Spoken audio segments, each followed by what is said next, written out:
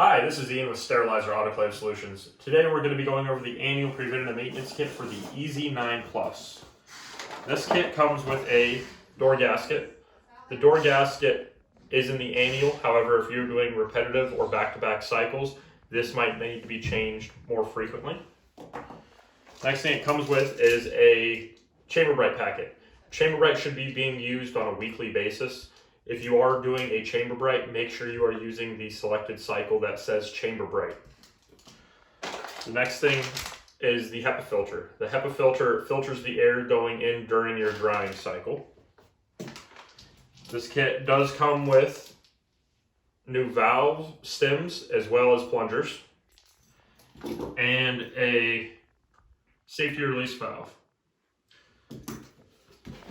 There is a preventative maintenance guide that comes with your kit that will give you instructions on how to change these. If you have any issues, please give us a call, 704-966-1650, option 3 for tech support, and please like and subscribe. Thank you.